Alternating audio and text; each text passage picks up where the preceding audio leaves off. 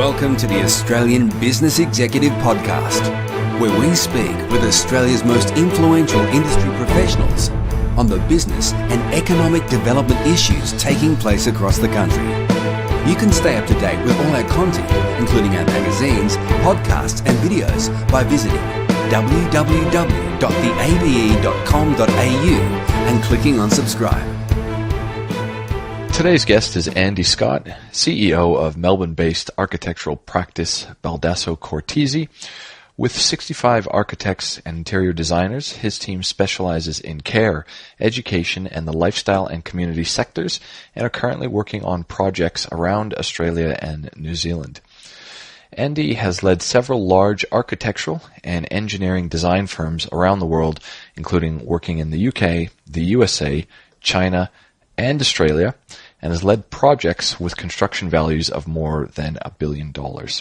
He is also a non-executive director for a business incubator in the Yarra Ranges. Andy, thanks for joining us today. Thank you. So, right from the top, for our audience who may be unfamiliar, could you provide a little bit of background on, what exactly Baldasso Cortese does? Yeah, sure. We are a large architectural and interior design practice operating in Australia and New Zealand. We've been operating in Australia and New Zealand for 30 years now. We celebrated our 30th anniversary just last year. We focus on the three key sectors you mentioned: care, education, lifestyle, and community. And we're headquartered in a beautiful historic Foy and Gibson hosiery warehouse in Collingwood, Melbourne, which offers us a great space and a great studio environment for the 65 people that we have here. Our founding fathers, Anthony Baldasso and Steve Cortese, met while studying at a University of Melbourne and soon started their own small architectural practice in 1987. They started work on residential and industrial and commercial buildings. They were fairly small scale at this stage. But they've built the practice over those 30 years into what I believe is a fantastic organisation, and is clearly focused on client needs and expectations and building a collaborative team. And we do have a very strong social conscience, so we do give to charities and the like on a regular basis. During the 30 years, the practice has had a very diverse range of projects, diverse range of clients, from those household names like the CSRO, BP and Shell and the like, to the less well-known organisations. What's driven that change, there's been a number of changes in the practice over the years, because when they started 30 years ago, we were on drawing boards. Now we have 3D computer modelling, visualisation, and I guess we're projecting a phase in the near future where we'll be drawing on a computer screen and a robot will be building it on the site. I recently just joined the practice as CEO just about a year ago now, and that was essentially to lead the next evolution or next stage of the practice, and preparing the next generation of people to become leaders of the practice. Okay. For people like myself, Andy, who don't work in the sector, one of the things that's a bit interesting to me is trying to figure out where architectures and the actual construction companies sort of meet, because oftentimes, the drawings are provided, and we see some architecture companies actually skew in almost as part of the construction. Could you give us a bit of an insight into, how you actually work or where the company crosses those lines? That's an interesting question, because that area has increasingly become grey compared to the traditional methodology. As an architectural and interior design practice, we will develop a brief with a client and develop that through to a set of construction drawings. Traditionally, then they're tendered, and then a builder takes over and builds the project under our supervision. Recent times, we've had all sorts of variations of that model, where now we're getting involved on a regular basis with what they call early contractor involvement, which means the contractor's getting involved in the design process itself, which is interesting because we can build into the design some of the techniques and methodologies and innovations that the builders would have, but otherwise we don't get to see until post-tender. So that's merging the lines between what an architect designer does and the builder has done traditionally. And I think that's very good for the industry going forward. Okay. We've mentioned already a couple times the organization has seen its success come from a couple of key industries across education, care, and including mixed use areas. Can you tell us a little bit about these sectors and sort of why they're unique in your success? Yeah, we've focused on those three sectors to date. We're looking at expanding into other sectors to further diversify that portfolio.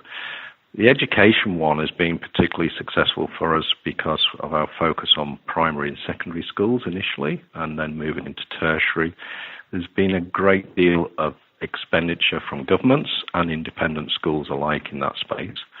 And we've developed some significant intellectual property in that area. That means we're probably ranked one of the top 3 architectural practices in the education space in Victoria.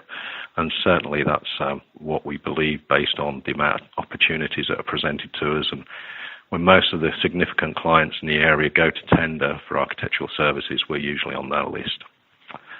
That part of our work probably represents about 35% of the total portfolio. So it's a fairly significant piece of work for us. And we have clients there like Catholic Education, the Ministry of Education in New Zealand, and the Victorian Schools Building Authority, as well as a number of private, individual, independent schools. The care team, they're focused on aged care, healthcare, and childcare. They've completed projects both here in Melbourne and in Sydney. That probably is about 25% of the income of the business at the moment, but it's rapidly expanding, particularly in aged care and healthcare. With the demographics we look at nowadays, aged care has a lot of demand at the moment, and we are currently building 4 aged care facilities of over 120 beds in and around the Melbourne area. So healthcare, there's a lot of activity in that space, both in the primary and secondary healthcare space. We're getting involved with a lot of hospitals now around the state. So that's keeping us extremely busy. And then lifestyle and community, which is our term for what others might call mixed use, which is where we brought 2 teams together about 12 months ago. One was a residential team, one was a commercial and retail team. And we combined those because there was a trend in the marketplace where those sort of typologies were being combined into one single development, whereas traditionally they'd been divorced. That's a trend that, as I believe, has come from overseas. I was familiar with it in the States and Europe, and it's relatively new to Australia. And so we combined a team that would match that and had that capability in one integrated team. Since we did that, that team has built now to be about 40% of our overall income. So it's been highly successful over the last 12 months. And we forecasting that will continue to grow. The reason we have this portfolio is market diversification. Each one of those markets does peak and trough from time to time. So it gives us a bit of business resilience to move people between those sectors as the demand peaks and troughs in each of those areas. And that's very much part of our strategy. Interesting. So do you have any trends that sort of allude to that at the moment of, where you guys are seeing growth and where you might continue to put your energies in the next few years? The real growth areas that we see right now are the education's clearly going to continue. The tertiary space in particular is very, very busy at the moment. Aged care, from what I've said, is healthcare, very, very busy. The lifestyle and community is probably where the biggest growth is right now for our business. We are seeing more and more of what you might call urban village developments or precinct developments where there are entire areas or small suburbs being developed in one go. And there's several of those happening in the western suburbs of Melbourne right now. Some of them very significant indeed. And indeed that's happening elsewhere, such as Sydney, Brisbane, and I know for a fact Adelaide and Perth. So that's an ongoing trend. And I think that's partly because of the growing urbanization that's driven by the population growth of the country. And I think it's safe to assume that when you specialize in certain sectors, you develop a name for yourself. But are there particular designer trends of why you're seeing success in these areas? Like, are there, from a design and layout perspective, is education different to aged care compared to lifestyle and community? Oh, they are very, very different. The education is very geared and focused around the teaching methodologies that the individual establishments use. And, for example, there's a growing trend in having integrated facilities for special needs children. So traditionally, special needs children may well have had their own little area or a hub or an isolated section on the school campus. Now we're increasingly designing all facilities across the campus to accommodate special needs, to integrate them into the whole school rather than being segregated. So that's an interesting trend which is creating quite a lot of work for us at the moment in that space. And we have a team that has particular expertise in understanding those teaching methodologies. They spend a lot of time working with teachers to understand how they deliver their curriculum. So I was going to say, I mean, these are all design aspects. So, with your reputation, now that you guys have celebrated 30 years, what do you guys see yourselves offering that's different from competitors in the space? Our focus from day one, and it continues to be, is on clients.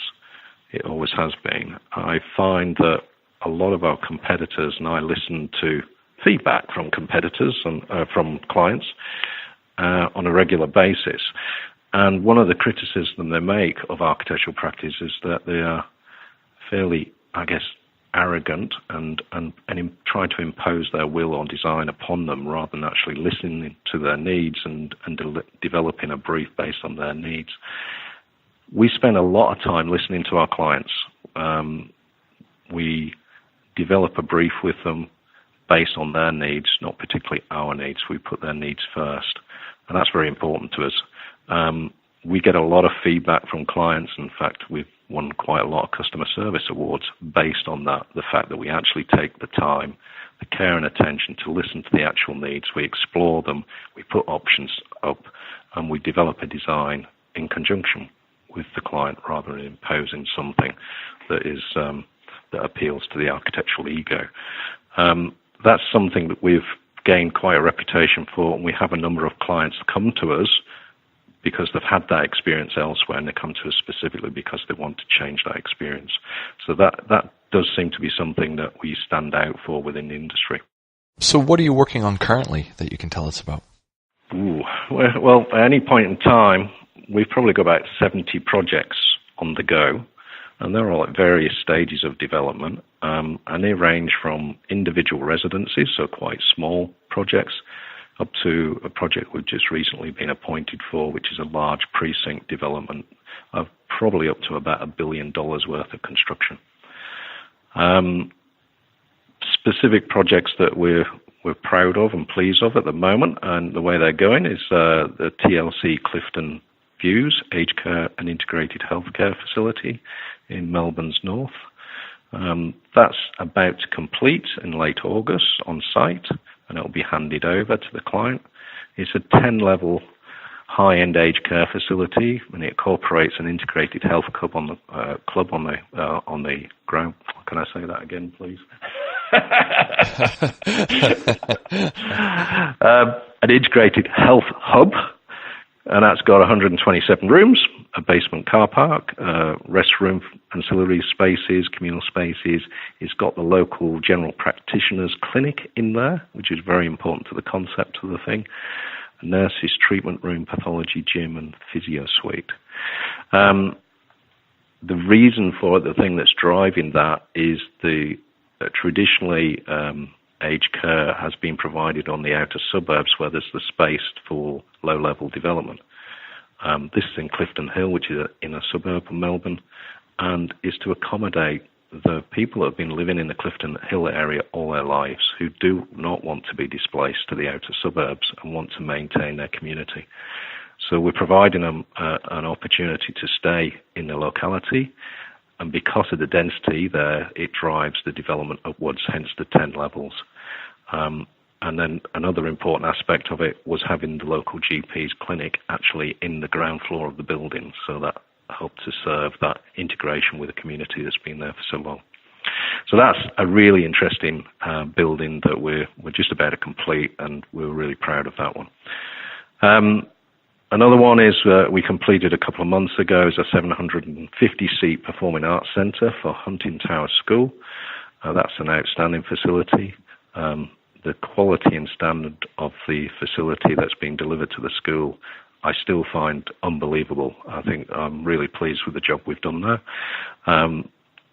It provides open view to the stage. The acoustics are very good, but it maintains a feeling of intimacy at the same time. The feedback we've had from the school is utterly amazing. They are so ecstatic about the building and the way it works for them. And so we're delighted to have that sort of feedback. We have just about, again, another job at a slightly different stage, just about to commence construction on the second tower at 5X, which is the building that's on the corner of Elizabeth Street and Flinders Street in the centre of Melbourne, right opposite Flinders Street Station.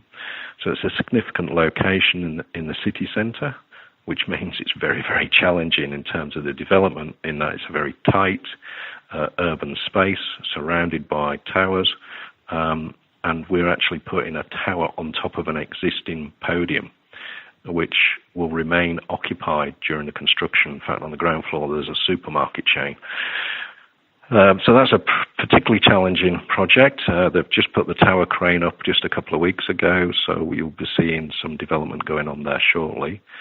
Because it's going on an existing structure, we've had to keep the frame very lightweight indeed, so it's a combination of steel and timber, the frame, and some quite innovative technology involved there in order to make that happen. So a lot of that work's been prefabricated off-site so that it can be craned into position. I was going to ask you, with the diversity of clients that you work with, the budgets of a school, I assume, would be quite different to, a publicly listed company that's looking at a property development and aged care. What does that mean from an architectural point of view of trying to work within a client's budget, and I guess what you can offer them and their expectations for that? Is that a conversation that comes up? All the time. And managing a client's expectations with regards to budget can be very difficult at times. We do have clients that come to us and they will outline their aspirations for a development, and then we'll very quickly determine that the amount of money they've got to spend is about half of what they need. It's very rarely is it the other way around, unfortunately. I can so imagine. their aspirations nearly always exceed, to some extent, their budget that they've actually got. So that is an ongoing challenge. And it depends on how entrenched their views are, but we can usually work with them very early on in the briefing exercise to basically say, well, this is what you can afford to do, and this is what you can't afford. And of course, we go through a prioritization of those aspects of the design. So we part of the briefing process to identify what's a really important aspect of the design to them and what's a nice to have.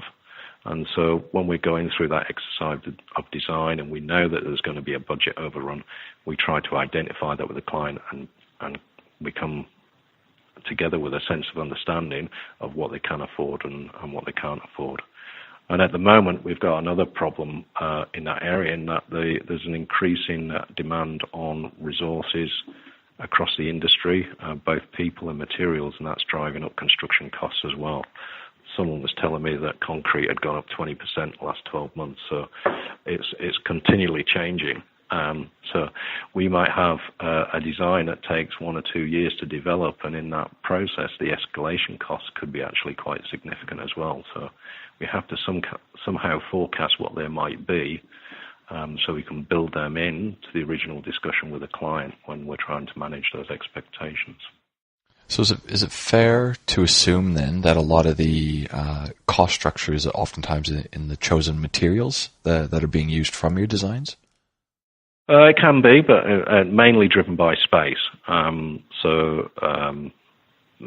material changes can make a difference, but if you want twice the space you can afford, then that's going to make more of a material difference. We very often have clients come in to us that say we want a building of this size, and when we do the analysis, their budget will only stretch to 70% of that size in terms of floor area. Okay. So we can do a very broad brush cost per square meter, if you like, in the very early stages in terms of the cost plans we do with our quantity surveyors, and that'll give them some idea of the accommodation or amount of accommodation they can afford. Then a bit later on, when we're actually getting to the stage of choosing materials, then we'll analyse those and see which is the most cost-effective solution in this circumstance. And are there, I assume design fashions come in and out of fashion. So are there design industry trends that you sort of have to keep aware of to make sure that, a building a few decades from now isn't past its use-by date, I suppose? Yes, we don't tend to follow the fashions. We tend to design our buildings very particular and bespoke to the needs of the time. We do try to build in some longevity to them. And I think you'll find that most of our designs are very contemporary and clean in their nature. And as a consequence, they will probably live past the fashions and fads that we have had in architectural design over the years, which have been very awkward, I think, at times in terms of their appearance. But I think what we do is something that will live for the future. Okay. And you mentioned you joined the company roughly about a year ago now. Since you've come on board, what have you identified in terms of where you'd like to drive the business forward towards? Well, the main reason I'm here is to drive the next generational change within the business. And that, for me, is really quite exciting, because I'd like to think that I got invited back to the 50th anniversary after I've retired, and the next generation are doing this fantastic job that's 10 times better than I could ever imagine. So my job really is not only to allow that transition to happen in a seamless way, but prepare that next generation in such a way that they can achieve what I aspire to, in that they will do a better job than we could ever dream of. So we're doing a lot of work in that space right now. I'm looking at an area where I call meaningful growth, which is really a diversification strategy. And it's diversifying further on the portfolios we've already got, strengthening a couple of those, but looking at geographic diversification. That's just to build some resilience into the practice, so that we can iron out some of the peaks and troughs we get occasionally from time to time. So we're actively looking at establishing a centre in Sydney and Brisbane, and perhaps overseas, to allow us to do that. And we're developing healthcare and tertiary education markets and strengthening those. So that hopefully will provide that next generation that we're preparing with a very solid platform to build and grow from, and that's quite important to us. We're also doing a lot of work to actually understand what a new leader needs to look like in 20 years' time. We've actually carried out a number of workshops where we've sat down and said, well, what does the traits of a leader look like now in our organisation? And then we've said, okay, that's what it is now, but what's it going to look like in 20 years' time when we've got robots building buildings on site? There's going to be a completely different mindset, completely different challenges, skills, and personality traits required. So we've mapped those out in a very scientific way with an external consultant, and we've actually devised a measurement framework now, so that we're actually going to measure everyone in the organisation on this who wants to opt in to being a future leader. And each of them will get a report from that, which is effectively a gap analysis, and that becomes a development plan for the individual. So We're looking to encourage that within the organisation for them to succeed the existing leaders and potentially take ownership of the practice as well. And at the same time, at the other end, we're preparing the existing leadership, I guess, to provide that new generation with some space and room to grow. So they've been accustomed to the way they've managed the practice up to date, but they're now having to change their mindset to allow others to take that space from them over a period of time. So that it's an interesting dynamic that we're working with, but we've got a good period of time to make it happen, and I'm very confident it will happen very well. So we're hoping in 100 years' time we'll be on the fifth generation of the practice and still going strong. So Andy, you're now the CEO of the organization. You've held that title across different roles for a number of times. For the people that are listening to us, what sort of advice or lessons do you have on what they should consider in their own business career? I've had a lot of experience across the world. I've picked up lots of things that I shouldn't do, I guess. I've learned a lot of lessons from seeing other operators in that space. I think if you watch the people around you, you can learn a great deal. I learned a lot from a CEO that I worked for back in the UK, a chap called Keith Clark. He was an incredible people manager. Always took time out for the people around the office. Even in crisis situations, he still had time to say thank you to someone. I think for us as leaders, we are essentially people managers, certainly in the professional service firms. If we forget that, we will die. We will not do a very good job whatsoever.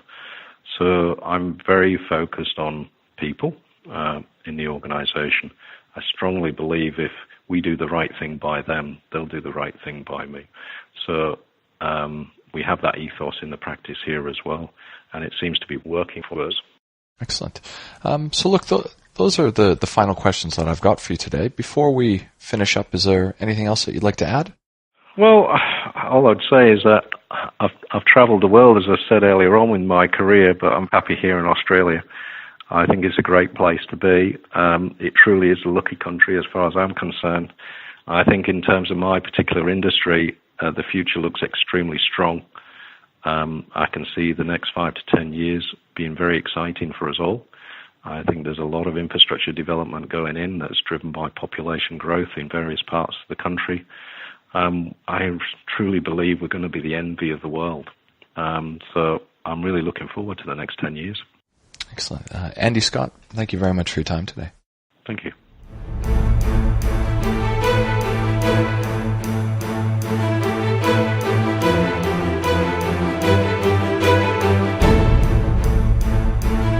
This has been a production of the Australian Business Executive, a division of Romulus Rising Proprietary Limited. All rights reserved. You can stay up to date with the Australian Business Executive, including our magazines, podcasts and videos, by visiting www.theabe.com.au and clicking on subscribe.